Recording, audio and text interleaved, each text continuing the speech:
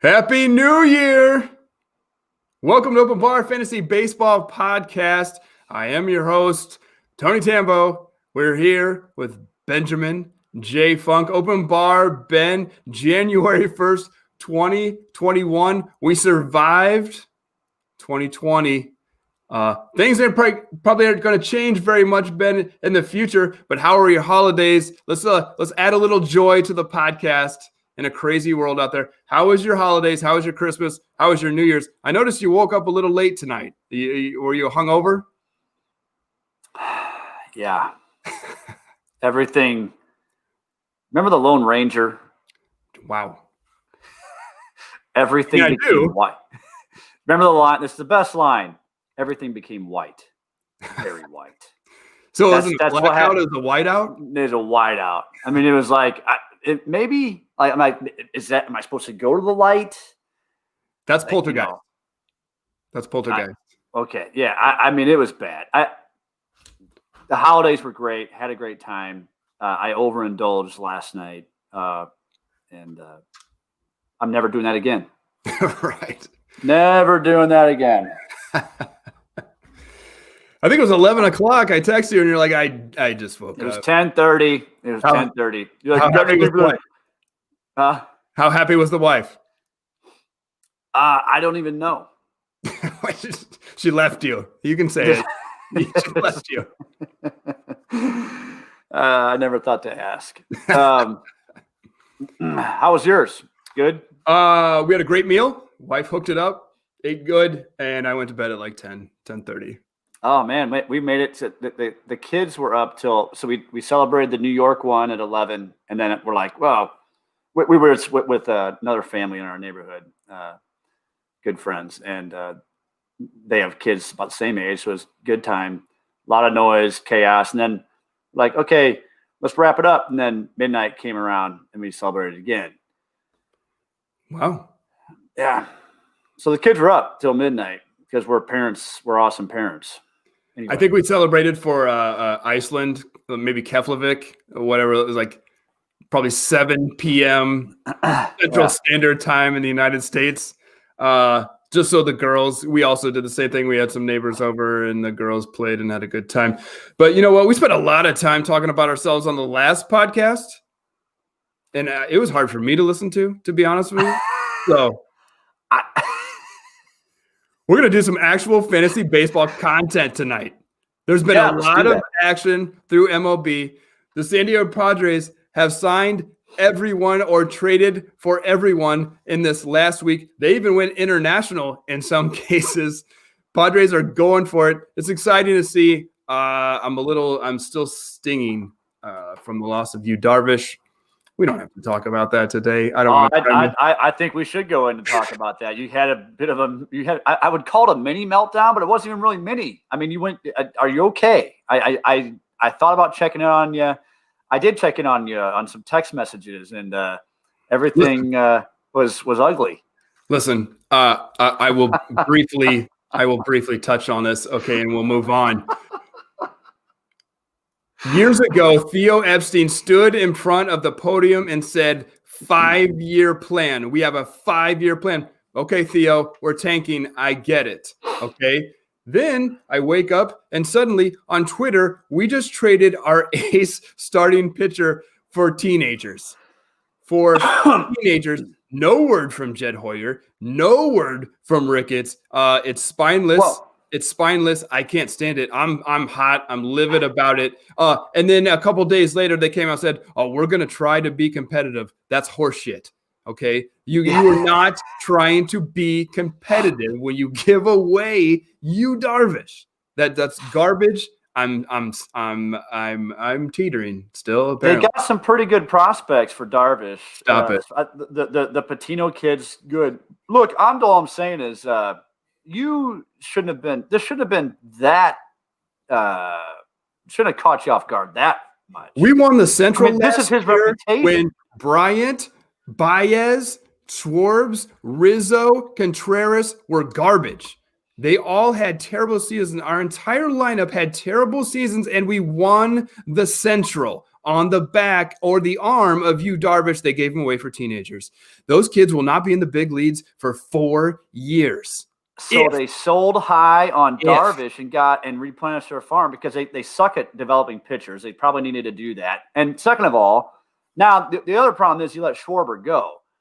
But do you think all those guys are going to have the same crap years that they had last year? Probably not. This is my point. This is my point. Well, do you think Darvish is going to be that good again? No, of course not. Of course not. And we still won the Central. This is my point. All I'm saying is I'm calmer than you are, dude.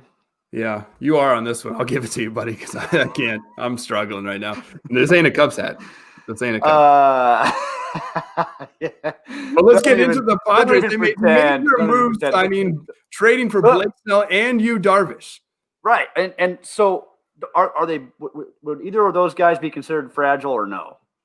Well, I mean, they're going for it. It looks great on paper, but Snell. They traded for Mike Clevenger last year. Look what happened to him. He will now be playing. Some people, I don't know where you stand on Nelson Lamet this year. I know you're in last year. This year, he has the PRP injection. What are we going to do with these guys? They're going all in. They're taking all the risk. Yeah, they are taking a ton of risk, and it's one of those things, high risk, high reward type of thing. You've seen teams do this in the past, and it hasn't really panned out for them. I don't, in a lot of cases. The Red Sox have done it. Usually, it's what's more signing the high dollar big name free agents, and it falls flat on his face. Now, these are trades. Does that change the narrative a little bit? I don't know, but it's almost too good to be true for the Padres. The other thing they have going for them is they have a crap ton of really good young players still to go they made along. These major moves, and they still have a really great farm system. Yeah, but I just don't know that these pitchers are going to hold up. Snell seems to be fragile. Darvish had some weird years too, but when they're on, Clever's out. He's not going to be back. Not at all. Maybe not at all. Even so, you got Lamet, Chris Paddock, Yu Darvish. Paddock's the one I'm forgetting about. Man, that is Mackenzie Gore. Yeah, maybe Mackenzie Gore. Well, and Lucchesi is no slouch in the 5 spot. Is he the 5 guy now? I don't even know. He'll probably start as the 5. Mackenzie Gore is coming. I can't imagine them not throwing him now this year. We'll see. They're prepped. They're ready. Their lineup is going to be. Their lineup is juiced. Yeah. I mean, Will Myers had a great year. I've kind of always been a fan of Will Myers. You get some stolen bases in there. I don't know if that'll happen too much anymore, but the obvious Tatis. Can they beat the Dodgers? Boy, right. That'll depend on their bullpen, I think, largely. I don't know. That's just gonna be a really tough division. They had a really great bullpen going into 2020. They did suffer some injuries. Those guys will be back. There's some speculative saves to be had there, I think. We're going to talk about that much later, late February, March, before we do a relief pitcher preview. I have no interest in doing that right now whatsoever. Why? I think we need to cover relief pitchers. There's probably 4. There's probably 4 we can talk about right now. No, there's like 250. We just need to go through them all. When we're talking about Yu Darvish and Blake Snell, we talked about this a little bit off air. Value up or down for either of these guys? Probably a little bit tick of an. They're both on good teams, so really, if you're looking at a win category and you're trying to get plan for some of that, which I tend to do that, then no, not really. Maybe a tick up. They're on a really good team. Yeah, Blake Snell's going from the AL East now to the NL West. Okay, so he's going to have to pitch in Coors. He's going to have to go to Dodger Stadium and face that lineup, right? So that's tough. But he's obviously faced some murderer's row for his entire career, and the Yankees and the Red Sox when they were crushing, right? Then he goes to Camden. That's a hard park to pitch at. So it's all the same for him. The argument for Blake Snell is Tampa always kind of held him back a little bit. Like, if you want to argue injuries, I don't blame you. I'll probably be off of Blake Snell too. But now people want to speculate when he never has gone over 6 innings in almost an entire year and a half. Now we got this opportunity, at least, to push him a little farther. I got to believe that the Padres will, but will he hold up? Yeah, I'm sure you always want to. But there's the rub. Clevenger broke down, and these guys, they seem, everybody's got a bad axle. Seems like somebody's getting a PRP injection, somebody's got a bulky elbow or a shoulder or something. It's a crapshoot. This is all going to depend on ADP for me, as always. And we can talk about that too, but I don't know that I want to pay up for either one of these guys. Right. Let's get into that with Yu Darvish right now, because he's a top 5 SP overall right now. Some people have him in his top 4. It depends where you sit, whatever. He's going from the NL Central. We know it's a little light hitting in the NL Central in 2020. And now he's going to have to, like we said, pitch at Coors, pitch at Dodger Stadium. There might be some redemption for him. It might be some motivation for him to pitch against LA. You going to still give him a bump as well? And some natural regression. I don't think I wouldn't take him at that as the 5th pitcher off the board. Right. Yeah. We're going to get into this a little bit there. I'm going to push you hard when we talk about the TGFBI and what we're going to do going forward as far as pitching. Okay. So we're going to move on for now. Raisel Iglesias is now an Angel. Speaking of relief pitchers that we trust, he had a really good 2020. I was a little bit off of him in 2020 because of this home run per 9. It was like 1.5, 1.6 in 2018 and 2019. I don't like a closer who's going to give up a bunch of home runs. He fixed it in 2020, was down to 0.39. The Angels have him now, and probably you can slot him in for 30 saves. Yeah, famous last words. Sure. Why not? You don't trust anyone. I don't trust anyone, especially not. I don't know. The Angels. Where's he even going? In ADP. Yeah. So the 4 main guys that we like: Hader, Hendricks. I actually do like Iglesias, just because of a confirmed lock job. We feel like, and then Aroldis Chapman. They're going very early. It is what it is. Yeah, he's not the. I wouldn't pay up for him. Not Chap. Not ahead of. He's not a Chapman. He's certainly not a Hader. I don't think. Go ahead, take him. Look, what was it? 1.9, almost 2 home runs per 9. It was 1.5 and 1.6 in 2018 and 2019. In 2020, he did seem to get it under control. It was only like 0.39. Sure, 0.39 on a small sample size relative to everything else. I got to believe that's going to probably revert back to his career norms, no? There's potential for it, right? Certainly there. But he's also going from GABP, to Angel Stadium. So that'll play a lot better for him, hopefully. They rub dirt on those balls at Great American Ballpark, so it's okay. That's what it is? Yeah, everything's fine. How does Sonny Gray go from New York to Great American Ballpark and then pitch like that? I know it's pitch usage and stuff, but come on. The Yankees didn't let him do what he wanted to do, and as soon as he was allowed to, he turned into a good pitcher again. It's not that weird.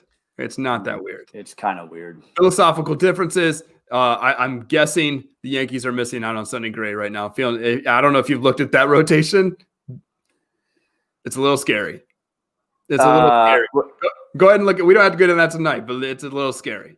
Who are you saying? Cole's 1, Jordan Montgomery's 2, and it's rough.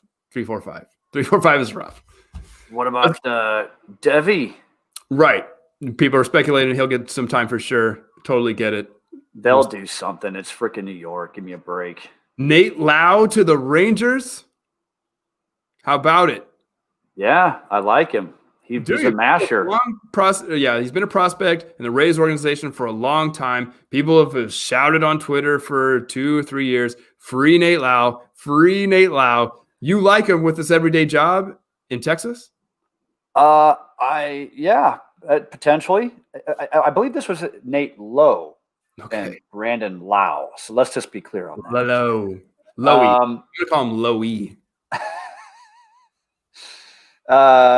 Boy, his exit velocity dropped down to 88.9, and I know people stink on that, but it's like, when people hit the ball hard, good things happen generally over a long period of time. I'd take a flyer on him. I don't mind that. I think there's some really interesting names late in ADP at first base again. I'm not going to be totally enthusiastic about drafting them at my first base. I don't think I want Nate Lau though. Nate Lowe. I really don't think I want to do this. In 2019, when this trade happened and people were talking about how excited they were for Nate Lowe, I popped off on Twitter about his career splits, right? He was been terrible against lefties in the major leagues. Now, people came back instantly, and I mean instantly hard on me. Well, he had good numbers as a minor leaguer. Okay, the splits didn't really show up lefty righty. He could do damage. But then I looked up, and just before we got started, 2019 in AAA, 284, great average. 447, wow, okay. 414, all right. The farther I looked into it, he wasn't really slugging against lefties, okay.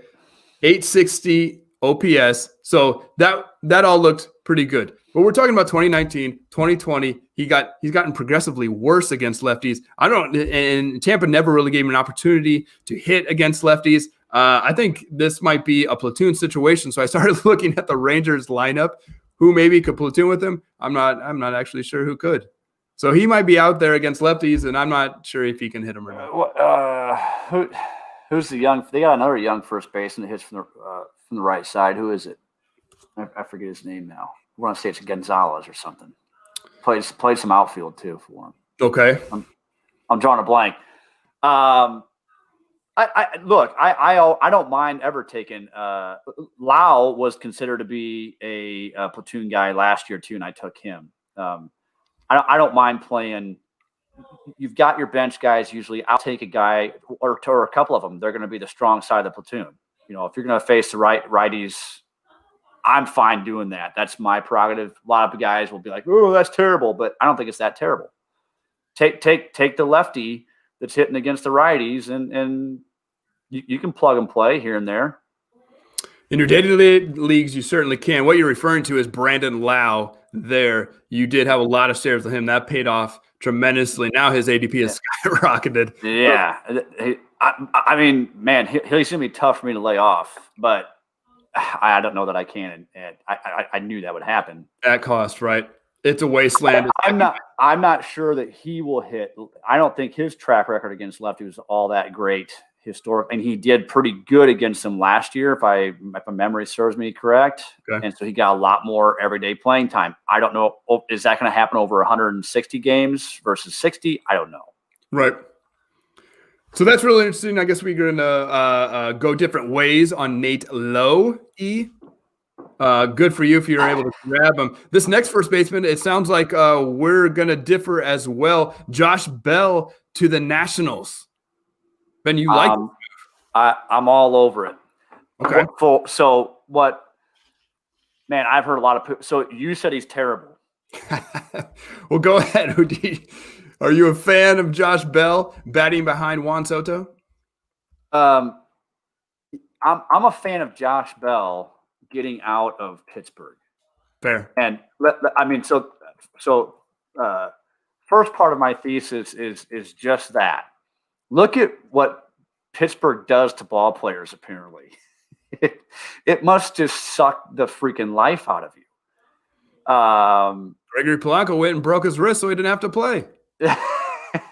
He was actually on my sleeper list. I'm a little bit annoyed with that one. But, I mean, go on Austin Meadows, Garrett Cole, Glasnow. go down the list on some of these players. They get out of Pittsburgh and they thrive. His expected batting average was in the 25th percentile. Everything looked bad except for what? What do you think? Josh Bell? Yeah. His splits were bad too. Okay, I didn't look at his splits yet. I don't even really care right now. He's still hitting the ball. Hard hit percentage is still at a pretty good rate. Exit velocity is 87th percentile. I think you give this kid a change of scenery. And I mean, you've got Turner, Soto, and Bell could really probably do some damage there. So he's from the right side. So you're saying, right? He's from the right side? Josh Bell is a lefty. He's a switch hitter. Switch? Yeah, switch. Either way, where are you getting him at here? You're probably going to get him for free. He's the 19th first baseman off the board. Right. Well, you kind of just leaned into it a little bit for me. Okay, we're talking about a guy that's coming from the Pittsburgh Pirates, a terrible lineup. Your excess stats, your runs, your RBIs, you weren't going to get a lot because that team is pretty poor. Look at this lineup for the Washington Nationals. You mentioned Trey Turner. Everyone knows Juan Soto. Then we got Andrew Stevenson leading off, Starling Castro behind him, Yan Gomes, Victor Robles still hasn't quite panned out. And then they're hoping Carter Kaboom can play third base for them and step up. He hasn't done anything in the big leagues yet. Kaboom, great lineup. It's got potential to be a good lineup. I think Kaboom could be he's always. I think he's had decent exit velocity numbers, had some contact issues. There's a guy I would look to maybe hope, especially if I'm a Nationals fan, I'm hoping he turns a corner. Victor Robles is never going to come around. He's not going to be – I don't ever believe he's going to be this key cog in the lineup. Is he going to be a good defender? Yeah. Is he going to steal some bases? Absolutely. He is not going to be Trey Turner 2.0. I don't think it's ever going to happen for him. Okay. In that way. That's still a good lineup. My point is Josh Bell, I think, will thrive in a good organization.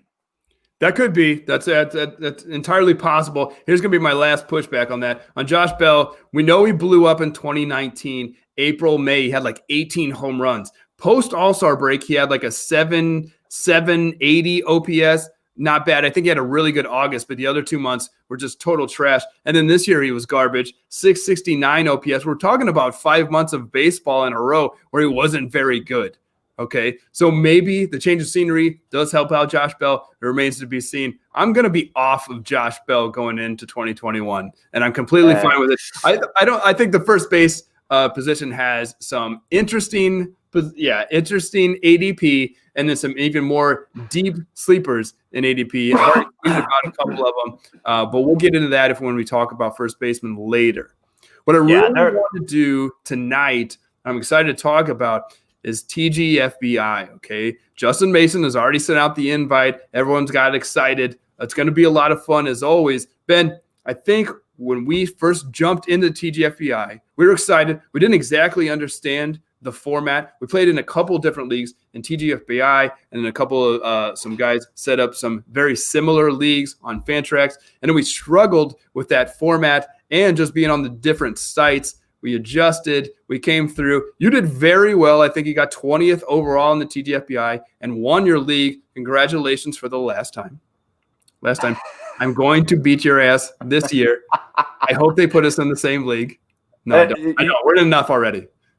Yeah. That was my toughest league because you steal my strategies. when you're in the league with me, I'm excited to do it again. Hopefully I can have a good showing over a longer period of time. Like we were talking about, though, and we talked about this as the season was playing out, pitchers were dropping like flies, and you were tied to Chris Bassett. You ended up having a really good 2 months season, what have you. But when it comes to drafting here, relatively short, it's January now. I think we're going to draft at the end of February, early March. Have you changed your pitching strategy in your first 15-team league, knowing that you're going to have to go the distance this year for 6 months and not 2 months? No, I'm not gonna really change anything. Maybe I'll reach for a stud, one, but I'm hoping, in fact, probably counting on the Noah Syndergaard situation not happening to me again. I try to be off the guys that when you start hearing whispers in spring training or even pre-spring training. Lamet, I guess, when did he have the PRP injection? I don't even know. Was that right after the season? I'm not sure. Look, you hear stuff like that. It's depending on their ADP. It's like, I'll take a pass. Lance Lynn looks like another attractive position to grab. I'm really not going to adjust anything. I assume the same thing. My process is going to the Fangraphs website and sorting through that and starting at that one column, K to walk, and then I'll branch off from there. I know the pocket aces theory strategy is becoming even more popular now. I will still look to every year you're going to have catastrophes in pitching. Last year was a really bad one for me before the season even freaking started with Syndergaard happening. But if that happens mid-season, you can always probably get something on the fly. That's one of the things I want to push back with. In general, as long as I've known you, we played in a lot of 12-team leagues. TGFBI is a 15-team league, right? Less pitchers available, more people going after them, more pros going after seeing the same things that you see. But you're going to stick to your guns and stick with your strategy? Yeah, probably. I mean, I might tweak it here and there. But, look, pros or not, the human condition is the same everywhere.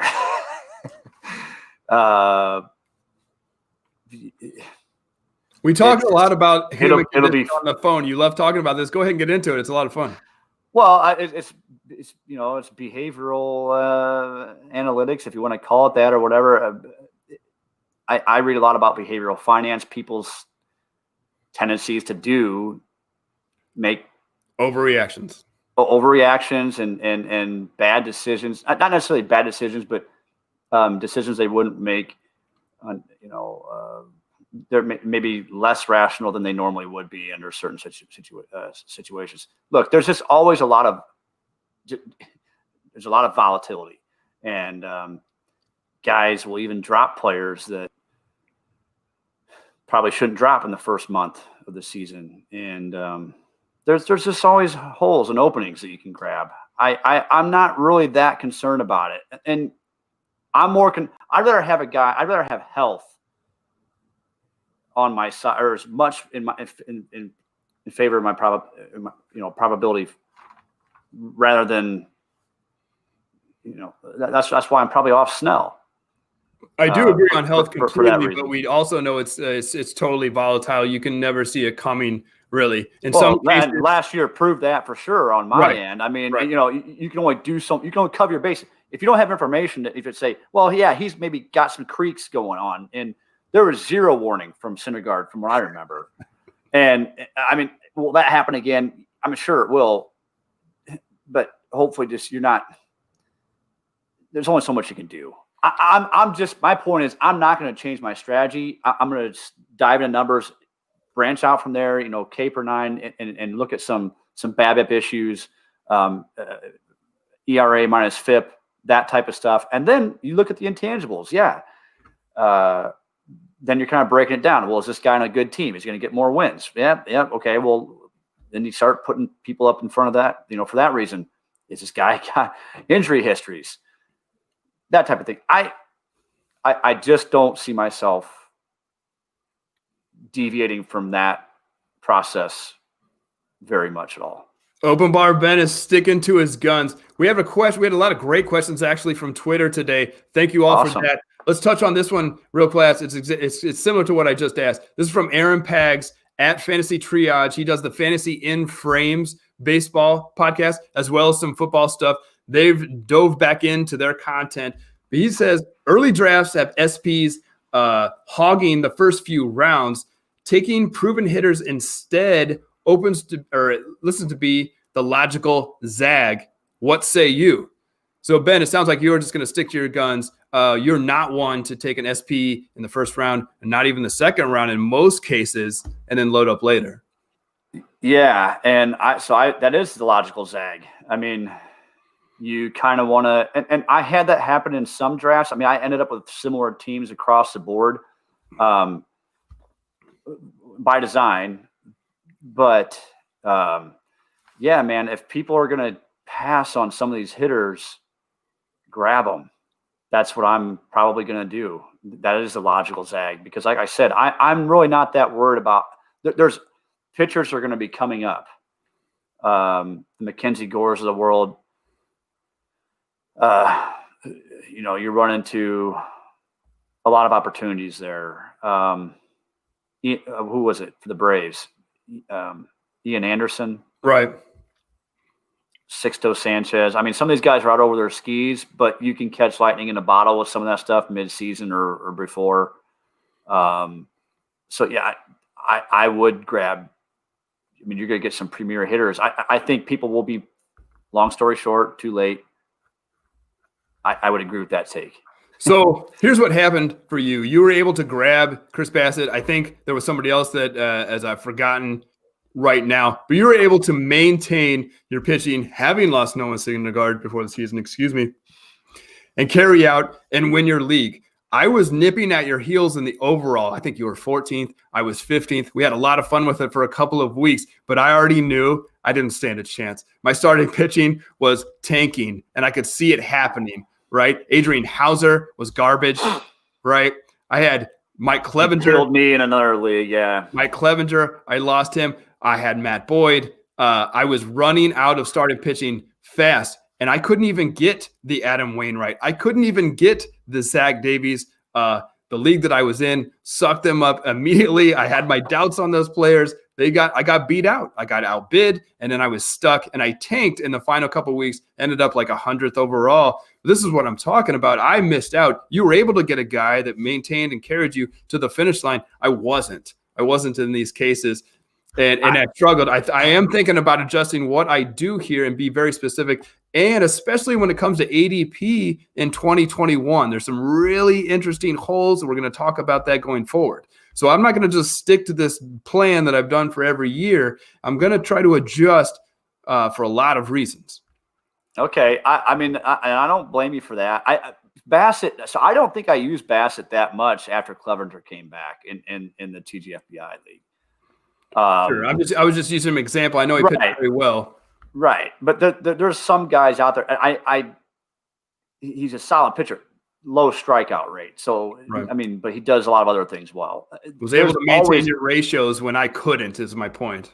Right. Yeah. And what really saved me was getting Miata or Lynn or both.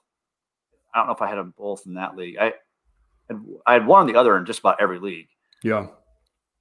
Way down on the board, you were getting an ace way down there, and that's the kind of stuff I'm looking for. And the Bassett's of the world, I think, are always going to be around, but you do have to.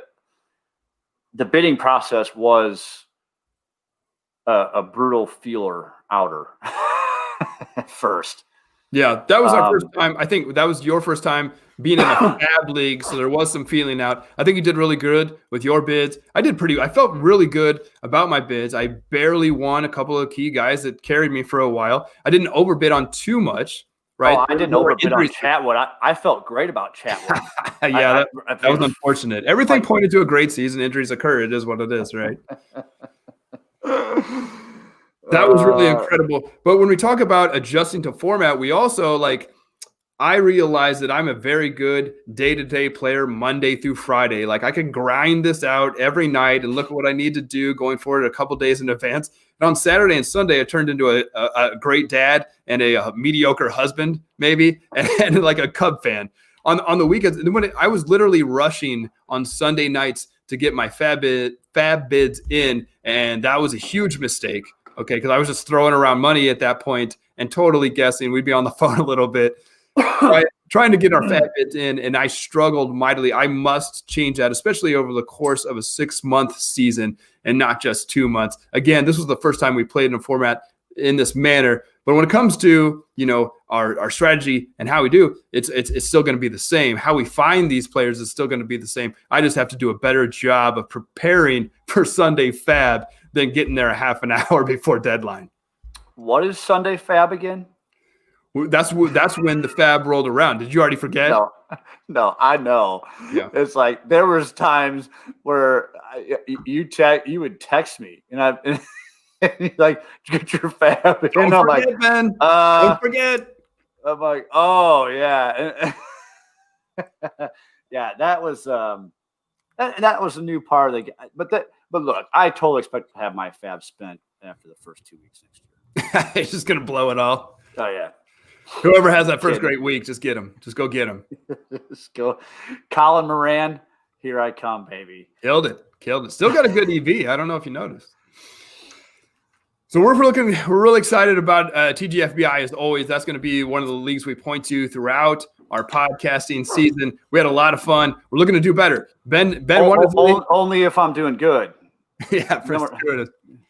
Well, that's an interesting point because I was like crushing in a bunch of other leagues, and when I didn't get off to the greatest start in TGFBI and some Fantrax leagues, I was literally just fist bumping all my leagues, every home run, every steal as I led in our home league and our friends league, instead of adjusting to format in some of these other leagues. That was a big mistake. I turned into a fanboy instead of a fantasy analyst. Won't make that mistake again this year. I didn't notice. How'd you do? But anyways, let's move on. We're going to talk about these holes in ADP. I'm just going to read this imaginable team. Okay, this is entirely possible right now at current January 1st, 2021. Still going to get used to saying 2021. Round one.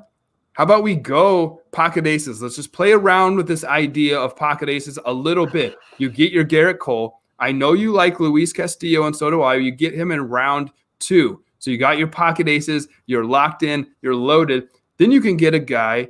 There's elite bats still in round three. We're talking about Real Muto. If you like to go catcher that early, I know that's not your style probably, but we'll just play around. You could not anymore. You could get JTR. You could get Bogarts.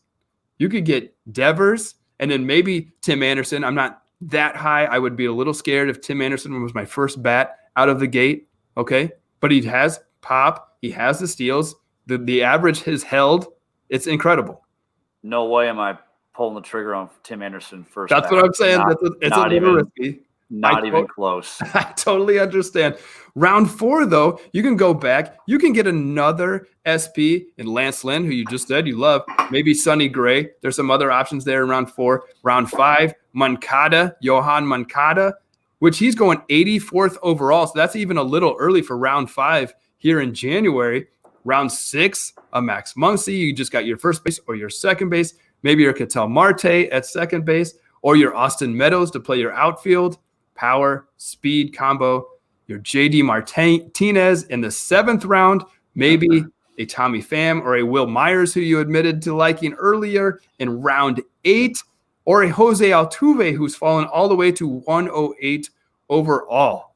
Those are some really great power speed combos, and even a huge power guy in JD Martinez that fall, and the ADP is crazy so far in 2021. I think more than ever am I considering pocket aces or maybe even 3 SPs in the first 4 rounds. I think I can piece this together. I think I can do this puzzle better than ever with current ADP. Well, ADP will probably adjust. I would probably get 1 pitcher. You would take 3 pitchers in the first 4 rounds. I'm thinking there's a lot of potential. If I'm walking out of the first, I'm going to give 5 rounds right now. If I got Cole, Castillo, and Lance Lynn, nobody's going to argue the value on any of these players. They're incredible SPs. I got 3 SPs. I don't have to touch a starting pitcher for the next, I don't even know how many rounds. Late. We can go after late sleepers at that point because those 3 guys, barring an injury, will carry you, right? Then you get your power speed guys. They're still available. Like I said, Bogarts, great hitter. Devers potentially, or Tim Anderson. And you admitted to being off of Anderson. That's completely fine. That's round 3. You go a little early on Yohan Moncada. I know we both like him. He's currently 84th overall. Also power, speed, and average. That lineup is sick at this point. He's going to score a ton of runs. I'm okay with that. I'm more than okay with that because then you are getting guys that produce in the steals category in the 3rd and 5th round. I would probably take 2 at the most in the first 4 rounds, but I mean, I see where you're going. I just and JD Martinez, I would never. There's so much power, I think, late in the draft, potential power and legit power that I don't think JD Martinez is worth taking that high. Really, 97th overall at current. Yeah, top 100 player. You wouldn't even touch him there. No. Wow, interesting. No, I'll look for another pitcher or power speed there somewhere. Right. But isn't this interesting? Go ahead. What?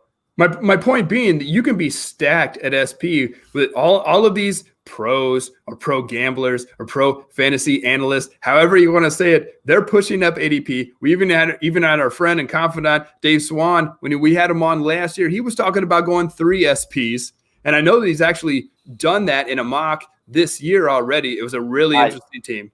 I think I did see that briefly. Yeah. Right. So I really do like I said, when it comes because his 3rd pitcher was Kershaw, right? That's right. Is that what I saw? Yeah. Right. Okay. Right. So he doesn't have to give you those beef 200 innings. Nobody's doing that anymore anyways. So it's really interesting to see how he pieces that team together going forward. But so far, now, don't get me wrong. I totally Nathan Eovaldi is going to give you 200. We're going to talk about him soon. That's really interesting. We're going to talk about it. But also I'm saying there's holes in this ADP that when you can create or go 1, 2 pocket aces out of the gate and then still get your steals. We've talked about where are you going to get your steals. You might be able to do this, and I'm really interested in this. We'll see how things fall in line when it comes closer to the big money leagues and see how it plays out as we know ADP will shift. Yeah, it will definitely shift. And I'm looking through this now for the first time in a while. And there are definitely some holes. Kyle Tucker at 29. So early. Wow. There's no way that's going to hold. People like him. Man, that power speed combo. I don't know if the average is going to hold up, but that power speed combo is pretty impressive. How many bases did he steal last year? I don't have him up right now. 8. Let's go on. This is exactly what I'm talking about, though. We're talking about the Kyle Tuckers who had a really good season. I think he's a great player. I don't know about his value going forward. The Randy Arozarenas that we mentioned, we're not going to talk about him again today. I'm really curious on where he's going to fall when it gets closer to draft time. So I'm kind of waiting to talk about. Well, I know you got a big old boner for him because you just love seeing old Cardinal players. It does make me happy. As soon as they get out of St. Louis, talk about just leaving a dumpster fire and getting out and please spreading your wings. I'm sorry. Yeah, making the playoffs just sucks every year. That's terrible. It's been a while for you. I don't know what you're talking about. Is there a La Russa segment on this? Do we need to get into this? We'll see. If you keep talking, we won't have time. So you better hustle. Fire away. Let's go. Move on. When it comes to ADP, I saw an interesting tweet by our guy, Mike Curlin, Sleepy K. He was doing a comparison of Chris Bryant and Ke'Bryan Hayes of the Pittsburgh Pirates. They're going back-to-back in ADP at current. And I popped off. I kind of like Austin Riley 100 picks later. Yeah. Right? Yeah, 100 picks later. How are Hayes and Bryant going in the same spot? This is why there'll be adjustments. But yeah, I mean that's correct. Yeah, 134, 135. He's going to 230. He's currently what I got written down. It's exactly a 230. I think Bryant was around 133 and 227. I'd rather have Hunter Dozier at 234. See, you beat me to that. That's great. Oh wait, he's not third base now. He will be. He will be. You sound like Yoda. He's not currently eligible. He will be shifting back to third base for the Royals this season. He's going to be a great value. Also, I'm with you. Excellent. Me and you, buddy. Me and you. I'm also with you. I do like. This is why we can't be in the same league together. And he'll be multi-eligible, first base, third base, maybe outfield. That'll be a huge player, I think, to have in the TGFBI.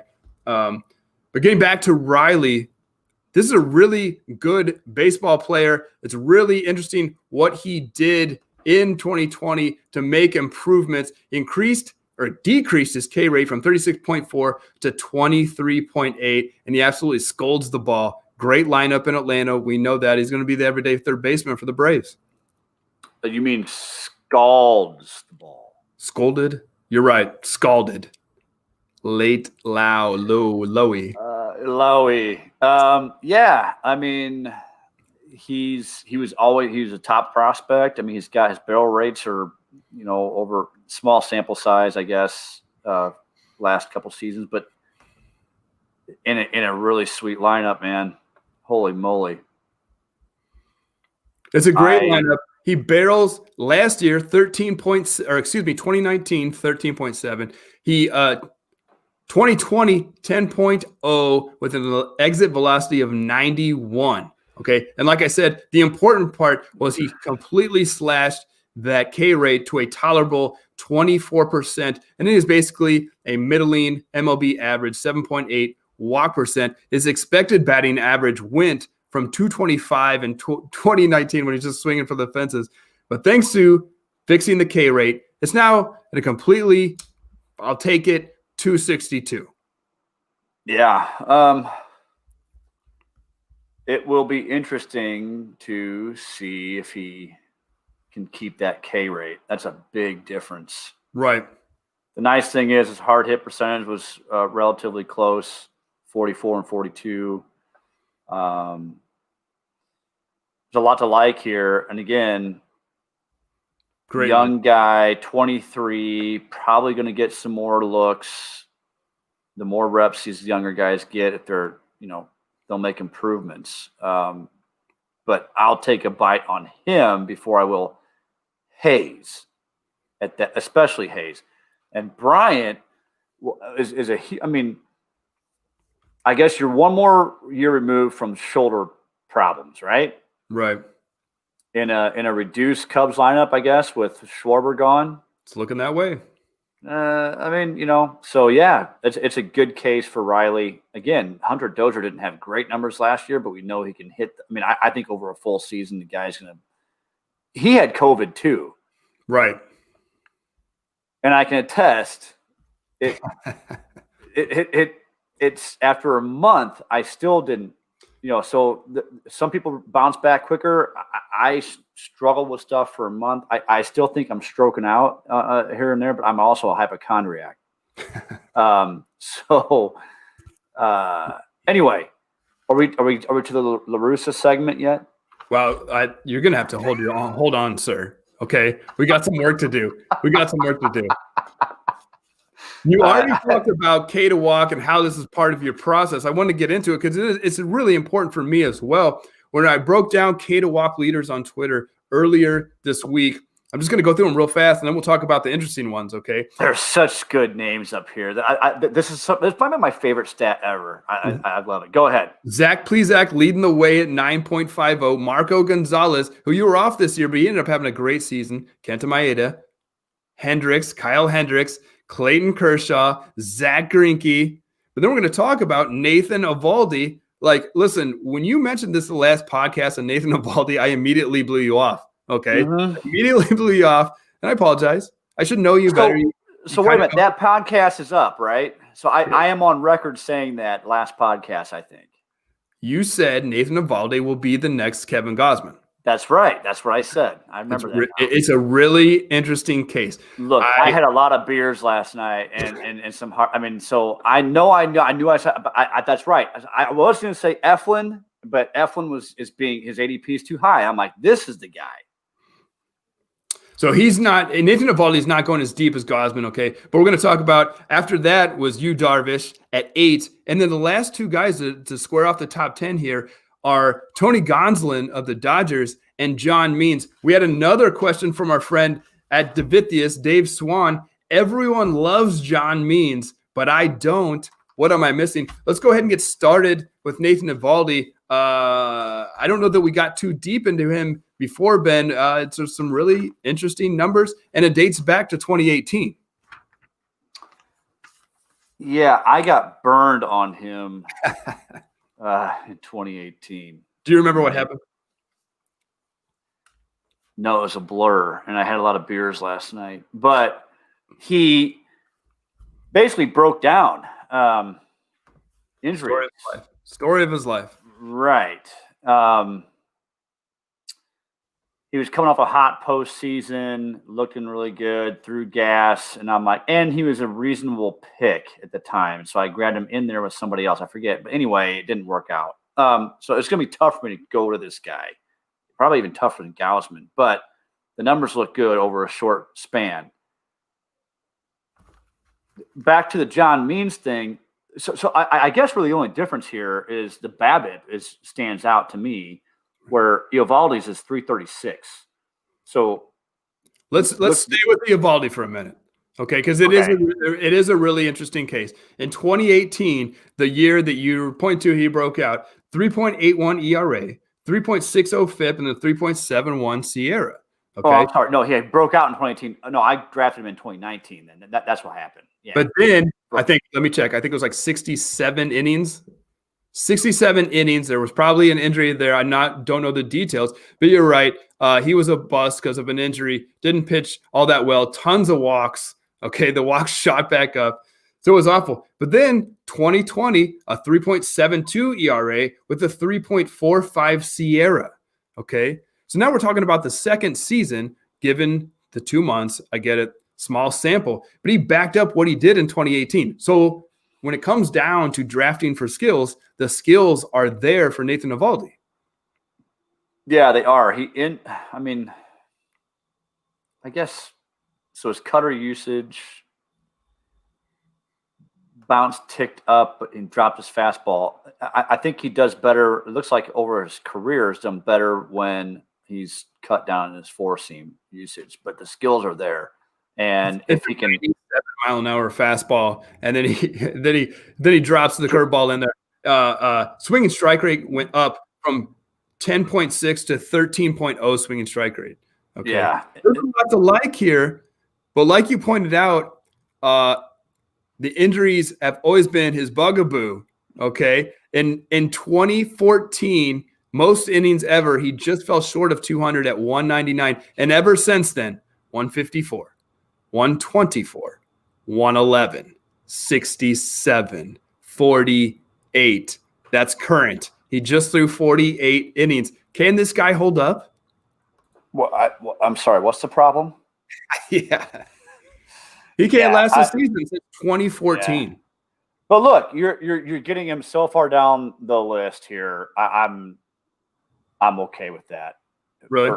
For this guy for this year. If that stays where it's at, roughly. Well, let me ask you this. This is really interesting. We talked about. Go ahead. You talked about. I'm blanking out on his name right now. Or Chatwood. You spent a lot of fab on Chatwood when he started to break out for the Cubs.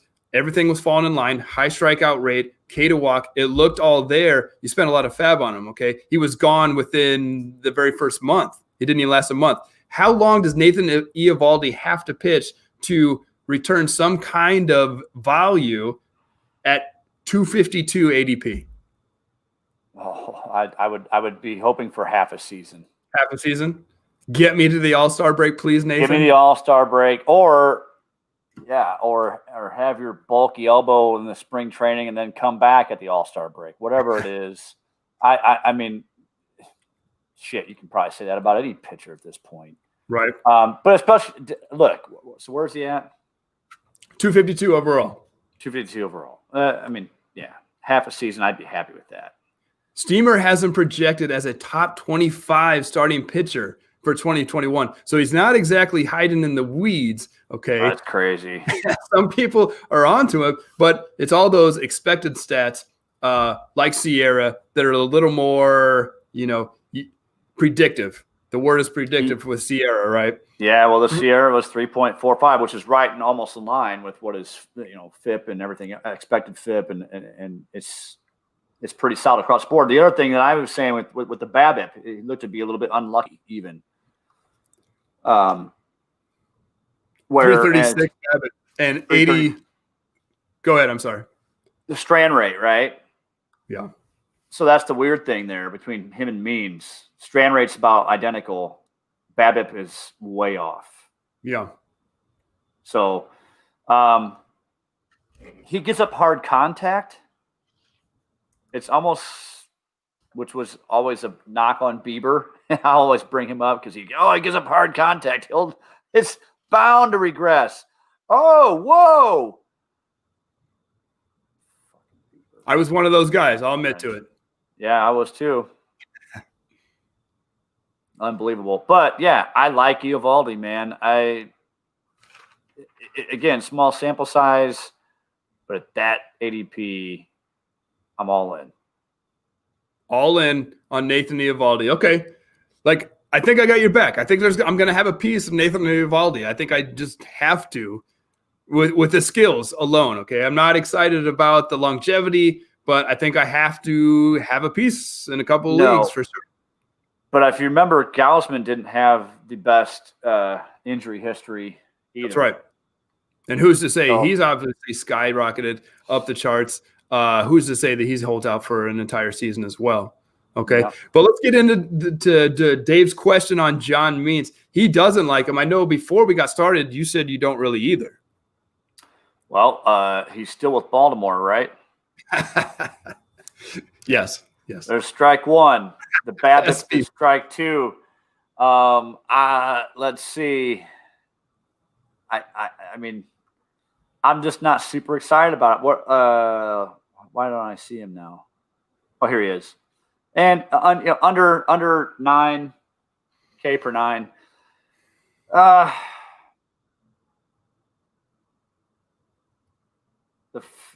Sierra's 3.93. Let's just go ahead and give him the raw numbers. He's got here's the other one. E minus F is not good. To fit. Saw that. Yeah. Right. These are some really interesting numbers, okay? John Means' ERA in 2020 is 4.53. That's nothing to be all that excited about. Right. But when you're an E to fit or an E minus F guy, his FIP was even worse. He was a 5.60. Right. The xFIP was 4.45. So he's kind of right on line with his ERA and xFIP. But then when we talk about predictive value, it's not FIP. It's the Sierra. The Sierra is 3.93. Okay. And then if you go into the StatCast numbers, his xERA, which is not actually very predictive, it's all the way down to 3.09, Ben. 3.09. But if we dig into your tools that you and I both use, his K to walk is 6. It's 6. Right. Great control command guy. But then right. And these guys can blow up on you too because they're just not striking out enough. Enough guys to rely a little bit more on the defense. Maybe they're weak contact. Lean on that. That's why so it looks like to me his defense was maybe making some plays for him, and his luck was way up with a 216 BABIP. So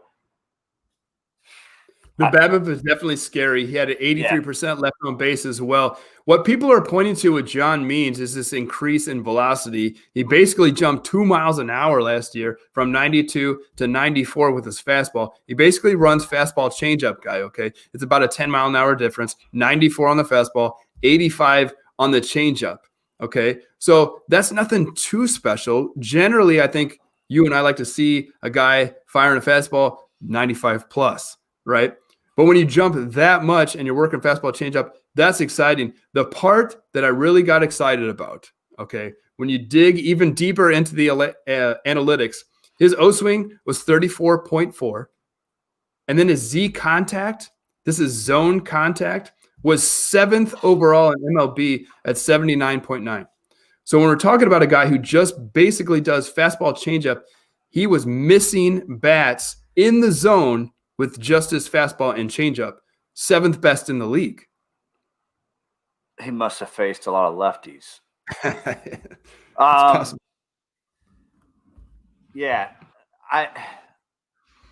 The fastball has a 29% whiff rate. That's very good for a whiff rate on a fastball. And then the expected batting average on it was 129.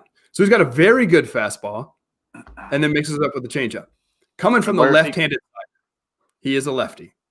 Right. And where's he going at overall? Did I write that down? I did not. It doesn't look like I did. Apologies. It's not. He's not. He's not my guy. Look, you're pitching for Baltimore. You're in a bad spot. I'm not taking you unless I'm in the desperate. Situation. You're off of Baltimore pitchers altogether, is what you're saying? Not altogether. Look. If the stars align, I'm going to take him. Take what you can get, right? But I'm not going to be looking for John Means. I'm with Dave on this. I think as that thread played out on Twitter, that made some really interesting points, and so did Dave. Like, there's some really interesting names that are going around John Means. The Jordan Montgomery that you and I both like, he's available. It looks like John Means is the 81st pitcher off the board, 226 overall. Jordan Montgomery is going just after him, 85. And then you get like the Chris Sales, Marcus Stroman, Drew Smiley, Jamison Taillon. Those are right in a row. A lot of people like Eliezer Hernandez of the Marlins and what he does there. And then Eovaldi's down here, Corey Kluber. This is a very exciting group. That's probably why I'm off of John Means as well. But I don't necessarily have so much of a problem with his arsenal and what he does. Yeah, no. But look, if you're going to go get decent pitchers on crappy teams, I'd much rather have Hernandez from the Marlins. Yeah, in a good ballpark, with a team that was able to scrap together some decent runs. So I think you and I are. I don't hate John Means necessarily. I probably will not be drafting him as well. I'm probably all over Jordan Montgomery when it comes to ADP and where we're going to be drafting these guys. I hate him. No, Means. Yeah, I can't. I can't stand him. Just hate Baltimore pitchers. Our last guy on the K to walk list, we skipped over him a little bit, but he came in at number 9, K to walk, Tony Gonsolin. Have you looked at this at all? I had him last year. Yeah, I have looked at him. You did have some Togo? They're calling him Togo. That's what the cool kids call him. I'm going with it. That's you said the kids, like as in literal kids are saying that? The pros, Ben. The pros. The pros. Okay. I thought you said kids. I'm sorry. I did. But Tony Gonsolin coming in, his ADP is much higher. It's at 200. Okay. Now, right away, we all know what the Dodgers do with their starting rotation. Who knows? Nobody knows. Kershaw's going to get 150. They'll probably push Buehler a little bit this year. Will he make it to 180? I'm not really sure, but they got 6 guys that can. You don't think Buehler's going to make 180 innings in a full season? I don't know, man. I just don't know. Are you crazy? Can anyone say that just like with confidence? Yes, I'm saying it. Yes.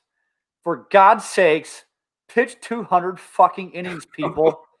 Well, that ain't what the Dodgers do. It's like, we can't. Look at the guys we lost. Bob Gibson is rolling over in his grave right now. You're starting to sound like Kyle Farnsworth today. Did you see him? Did you see him tweet? You know what? Maybe Kyle Farnsworth is a genius. He was ragging on the computer nerds. You didn't see this? No, I want that. I feel like Obi-Wan could. That's a name I have not heard in a long time. Right. But he got ran through the ringer. What I remember from Kyle Farnsworth is that he tackled somebody. They charged him out and he beat the living hell out of them. It was so awesome. It was pretty awesome. It really was pretty awesome. That guy could throw. So what did he say? He was basically saying that you cannot measure a competitive edge, and then he made fun of all the computer nerds and their analytics and exactly what we do here. So people lashed out hard. Wait a minute. But wait. What we do exactly what here? We kind of don't. we do a little bit of that, but we're not the nerds. We're not nerds. And have you ever tackled anyone down the third base line? Yes. We're the nerds. We are the nerds. I tried to pull their pants down while I was at it. Can we get back to Tony Gonsolin, Ben? We're never going to get to La Russa. Thank God for that. Oh my gosh. 3.1 ERA, 2.29 FIP, 3.80 xFIP, and a 3.68 Sierra. That's incredible, right? I see his ERA bumping up into a full point. Yeah. I don't know. Look. What does that mean, though?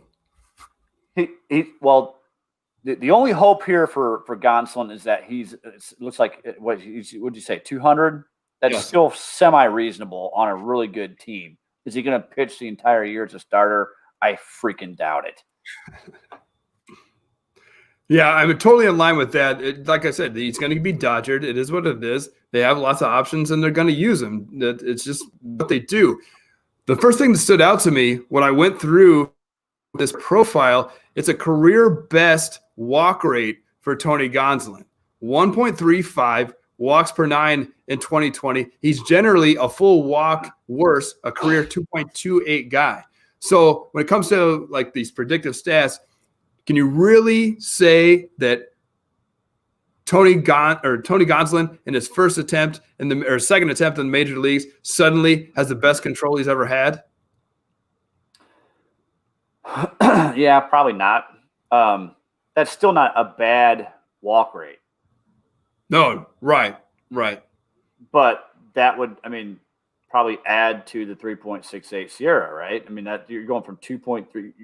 Again, you're bumping up a whole ERA point here, which doesn't sound like much, but it would be a lot. You're going to eat some crap, probably. He's a fastball splitter guy. He also had an increase in velo. He went from 93.6 to 95, and his fastball was 11.2 on a P-valve. When you're firing your fastball 50% of the time, you better have a good one, and Tony Gonsolin does. Well, and there's lots of pitchers that do that. Lance Lynn is usually one of them. Right. His K rate's not that great. Nope. You're probably going to get a lot of here we are saying 9 per 9 is not that great. Not that great. Yeah. Not anymore, is it? Not anymore. Man, he's this is a tough one. This is a tough analysis. At 200, I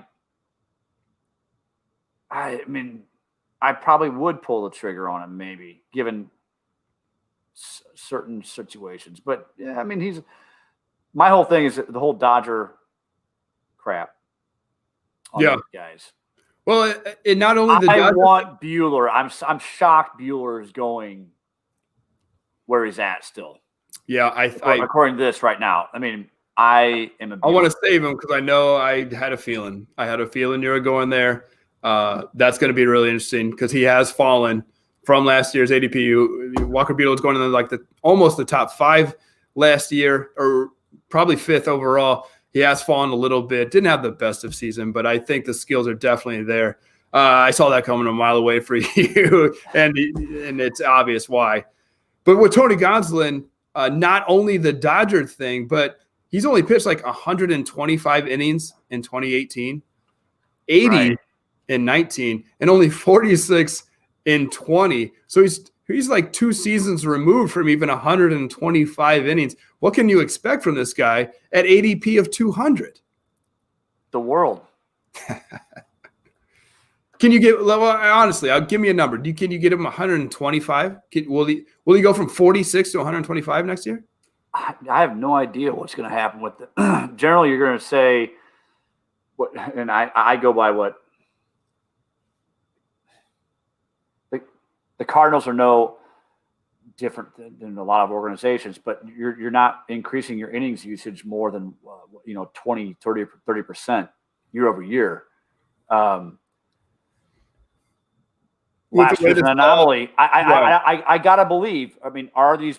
What is anybody going to do? Nobody got innings last year. So okay, is everybody just going to go 130? Top guys got what? How many innings? Not 60. I don't even know if they got 60. We could look at Giolito or Bieber. I think everybody's going to take 100 innings on a full. Come on, these pitchers are going to be stretched out, correct? Hopefully.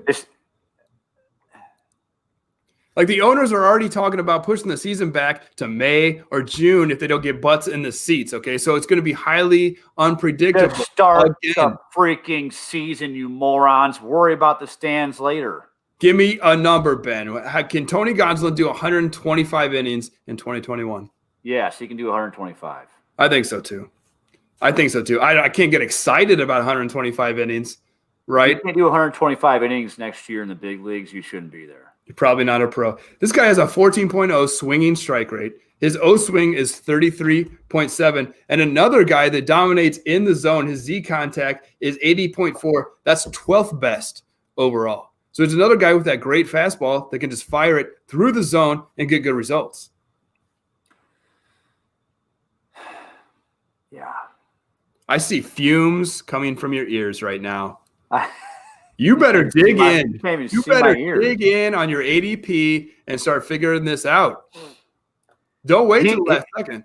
I'm not. He's a tricky one though. I'll tell you what. I will take him over Dustin May at 157. Yeah, 1,000%. I'm still not sure why he's there. But I'm not taking him over Jordan Montgomery a few picks later. That's several picks later. That's a couple of rounds later. Well, then definitely not. Oh, yeah, it's way down here. Yeah. I'd almost rather have Andrew Haney. Are the Angels going to be off their stupid 6-man rotation crap? I haven't heard a thing on that. I'm not sure. I'm not a Haney guy either, but that's interesting. I like him, but there's another one who can't stay healthy either. The fly balls. I don't like the fly balls. But that's for another day. We're going to save Tony La Russa, and we've already done an hour plus. We're going to save because I really want to talk about the Chicago White Sox. I am a North Sider. Obviously, the South Side, they have exciting things happening, and I want to know if that turd, Tony La Russa, is just going to dump all over those bat flips and just ruin all that excitement. We're going to save that for another time. Thanks for listening. Ben, do you have any parting words? No, just thankful to be alive. Thankful it's 2021. I'm thankful for you, Tony Tambo Stinky. And Tamborelli. Looking forward to the fantasy baseball shenanigans in 2021. Happy New Year!